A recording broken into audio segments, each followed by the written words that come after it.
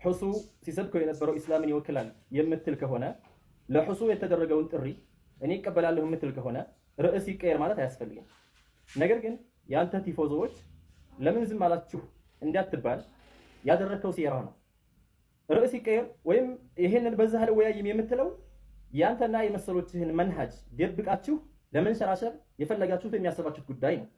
እኛ የምንለው ሑሱ ሲሰብከው የነበረው ኢስላምን አይወክልም ነው። በቃ አጭር እኮ ነው። አይ አንተ ደግሞ ኢስላምን ይወክላል ብለህ ና ቶሎ ተባልክ፣ ግን ተቀብያለሁ የሚለውን ካልክ በኋላ ለቅሶህን ቀጠልክ።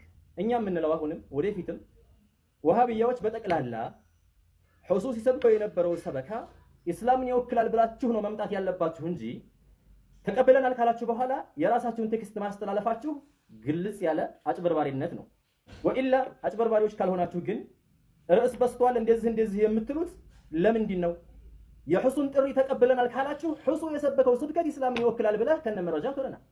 ቀይርልን ካልክ ወይም ይቀነስልን ካልክ ግን የሑሱን ውይይት ተቀበልኩኝ ማለት አይቻልም። የራስህን ነው። ስለዚህ ውይይት ተቀብለናል የሚለውን እርሱት። አሁን ከብኑ ሐሰን ውጭ ያላችሁ ሌሎችም ይህን ውይይት እንቀበላለን ካላችሁ ርዕስ ይቀየር ይቀነስ የሚባል የለም። ለምን? የሑሱን ጥሪ እንቀበላለን ብላችሁ ስለሆነ የመጣችሁት። እኛ ይህን ውይይት ርዕስ ልንቀይር የምንችለው መቼ ነው? አለፈው ቪዲዮ ላይ ማሳወቅ ያለሁኝ ሑሱ ሲሰብከው የነበረው ሰበካ ኢስላምን አይወክልም ተሳስቷል ብላችሁ ይህንን ቪዲዮ ከሰራችሁ በኋላ ከዛ ቀጥለን በፈለጋችሁት ርዕስ ለመወያየት ዝግጁዎች ነን ማለት ነው። ከዚህ ውጭ ግን የፈለከውን ነገር እያስተላለፍክ በራስህ አካሄድ እንዲከድልህ እየፈለክ ለሑሱ የተደረገውን ጥሪ ተቀብያለሁ ማለት ህፃኖች ሁኑና ላሙኛችሁ እንዲህ ማለት ነው የሚቆጠረው ማለት ነው።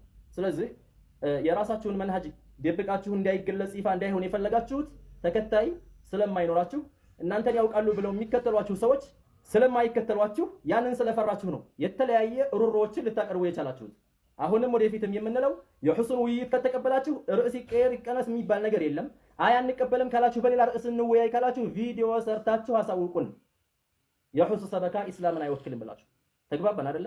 አህባቢ ፊላህ ይህንን ቪዲዮ ሸር እያደረጋችሁ ለሁሉም ተደራሽ እንዲሆን የግል ኃላፊነታችሁን ተወጡላለሁ።